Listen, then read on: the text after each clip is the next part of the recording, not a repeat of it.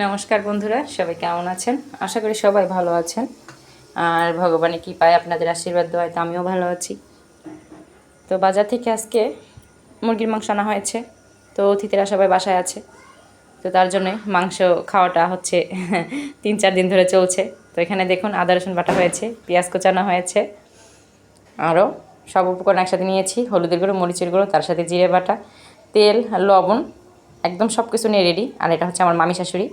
তো আজকে মামি শাশুড়ির হাতে হচ্ছে মাংস রান্না খাবো। তো মামিরা তো হচ্ছে গ্রামের থাকে, তো গ্রামের বাড়ি থেকে এখানে আসছে। তো মামা শ্বশুরের অসুস্থ ছিল, যার জন্য এখানে ডক্টর দেখাতে আসছিল। তো মামির হাতে রান্না খুবই টেস্ট। তো আমরা যখন গিয়েছিলাম, মামি খুব মজা মজা করে রান্না করে। তো বললাম সবাই আমরা মিলে একসাথে যে মামি আজকে তুমি রান্না করবা। তো মামি আজকে মাংসটাকে কেটেছে, মাংস কেটেছে, তারপরে হচ্ছে এখন মাখতে বসে গেছে। যে কিভাবে মাখে দেখুন, এক এক করে সে একটা একটা করে উপকরণগুলোকে দিবে আর অল্প অল্প করে মিক্স করতে থাকবে। তো তাদের হাতের রান্না খেতে মজাই আলাদা। মা, কাকি, জেঠি, মামিরা, এদের হাতে, তাই না? আর হচ্ছে মামি তো হচ্ছে গ্রামের বাড়িতে মাটির চুলায় রান্না করে, টেস্টটা আরও বেশি আসে।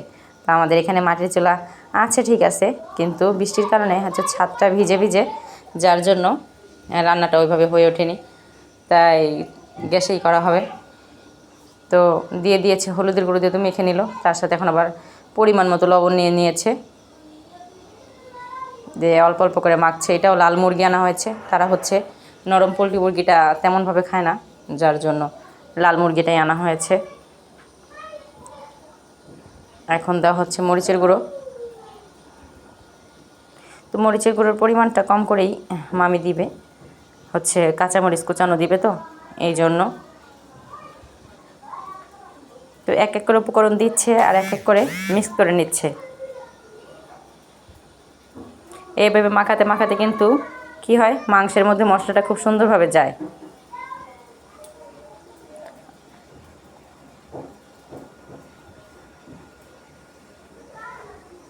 তো এক একজনের রান্নাবান্না এক এক রকমের, তাই না? এটা হচ্ছে আদা রসুন বাটা। তো আমরা তো একই রকমভাবে সব মশলাগুলোই দিই, কিন্তু দেওয়ার মধ্যে ভিন্নতা আছে। কেউ আগে দেয়, কেউ পরে দেয়, কেউ কষানোর মধ্যে দেয়। এরকমভাবে এক একজনের রান্নার স্বাদ এক এক রকমের হয়, সবার রান্নার স্বাদ কিন্তু এক রকমের হয় না।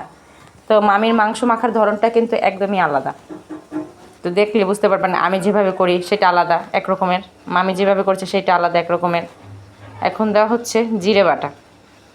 তো আমি তো একবারে হচ্ছে জিরেটাকে গরম করে দিয়ে দিই, আমার যা আবার ব্লেন্ডার করে রেখে দেয়। তো এই জন্য আর জিরেটা বাটতে হয় না কষ্ট করে। তো জিরেটা হচ্ছে ফ্রিজ থেকে বের করে রেখে দিয়েছি। তো আমি এখন নিয়ে নিয়ে যত টাকা লাগবে ততটা করে দিয়ে দিয়ে মেখে নিচ্ছে। দেখুন মাখতে মাখতে কত সুন্দর একটা ঘনত্ব এসে পড়েছে। তো তেলটা কম হয়েছে দেখে আরেকটু তেল দিয়েছে, দেখে এইভাবেই মেখে নেবে। ওদিকে সব বাচ্চা কাচ্চারা একসাথে থাকলে যা হয় আর কি, সবাই আনন্দ করছে, তার সাথে কথার আওয়াজ কিচিরমিচির। তো সবাই একসাথে মিলে খাওয়ার মজাই আলাদা। এই দেখুন মামি মাংসটাকে মেখে নিয়েছে, কত সুন্দর হয়েছে। আমি কিন্তু মাখার মধ্যে কাঁচা পেঁয়াজটা ব্যবহার করি, মামি কিন্তু কাঁচা পেঁয়াজটা ব্যবহার করলো না রান্নার মধ্যে। তো কাঁচা পেঁয়াজ কাঁচা মরিচটা মামি হচ্ছে দেখুন কীভাবে করে।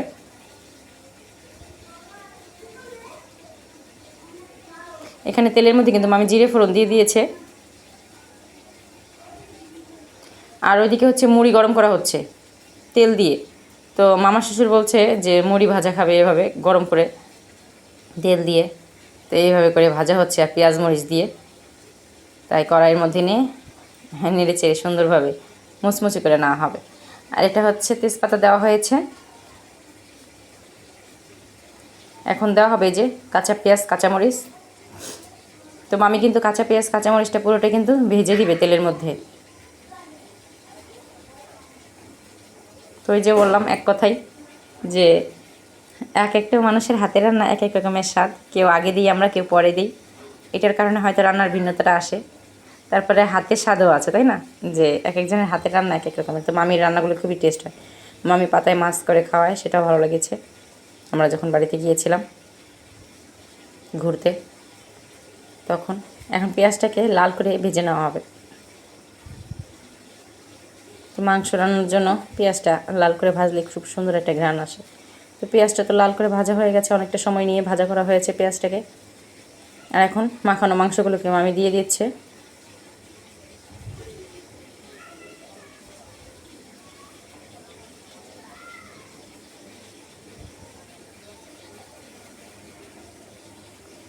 তো সবগুলি দিয়ে দেওয়া হলো।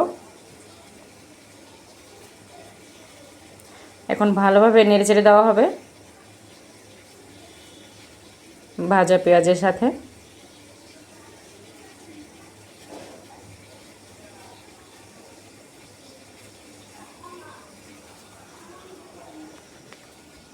তো মামি রাঁধছিল আর বলতেছিল হচ্ছে যে এটা হচ্ছে মাটির চুলায় হলে আরও তাড়াতাড়ি হয়ে যেত রান্নাটা, আর খেতে আরও ভালো হতো। একদম ঠিক কথা, মাটির চুলায় রান্না করার স্বাদই আলাদা, তার সাথে কিন্তু তাড়াতাড়ি রান্না হয়।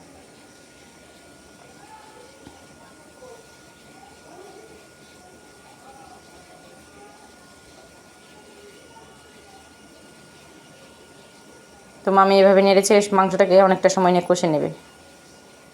তো অনেকটা সময় নিয়ে কিন্তু মাংসটাকে কষানো হয়েছে বন্ধুরা। তো আপনাদের রান্না বান্না করতে করতে তো প্রায় 3 ঘন্টা 3.5 ঘন্টা এরকম লেগে যায়, কিন্তু আমরা শর্ট করে আপনাদের জন্য সেটাকে 8 মিনিট 10 মিনিট এরকম করে নিয়ে আসি, যেন আপনাদের দেখতে অসুবিধা না হয়। একটু ধৈর্য ধরে সবাই দেখবেন, ভালো লাগবে রান্নাটা। তো কষানো কিন্তু এদিকে হয়ে গেছে। আমি আলুও দিয়ে দিয়েছি মাংসের মধ্যে। আজকের আলুটা কিন্তু ভেজে দেওয়া হয়নি, আলুটাকে এমনি দেওয়া হয়েছে মাংসের মধ্যে কষানোর সাথে। আর ওইদিকে গরম জল বসানো হয়েছে মাংসের জন্য। মাংসের মধ্যে আজকে গরম জল ব্যবহার করা হবে।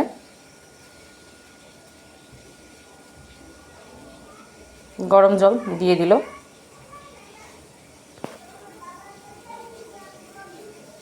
তো আজকে মাংসের মধ্যে জলের পরিমাণটা অল্প করে দেওয়া হবে।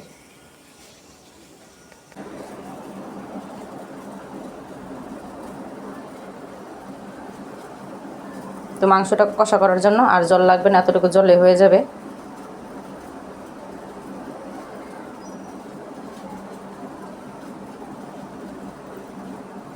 এখন মাংসটাকে ঢেকে দেওয়া হবে। তো ঢেকে ঢেকে অনেকক্ষণ কষানো হয়েছে, আর মাংসটা খুব সুন্দর নরম হয়ে গিয়েছে। রান্না তো হয়ে গেল, এখন গরম মশলা বাটাও দেওয়া হয়ে গেছে, নামিয়ে নেওয়া হবে।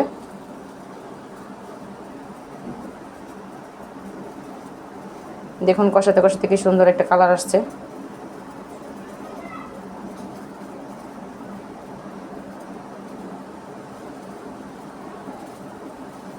আর এদিকে শাক ভাজা চলছে, কলমি শাক। তো এই তো নামিয়ে নিয়েছি মাংস রান্না। তো দুপুর তো প্রায় অনেক হয়ে গেছে, 2টো থেকে 2:30টা বাজে। সবার খিদে পেয়ে গেছে, এখন সবাইকে খেতে দেওয়া হবে। তো সবার জন্য এখন খাবার বাড়বো আমি। তো সবাই ভালো থাকবেন, সুস্থ থাকবেন। আজকের ভিডিওটি কেমন লেগেছে অবশ্যই সবাই কমেন্টের মাধ্যমে জানাবেন, আর সবাই একটা লাইক দিয়ে পাশে থাকবেন।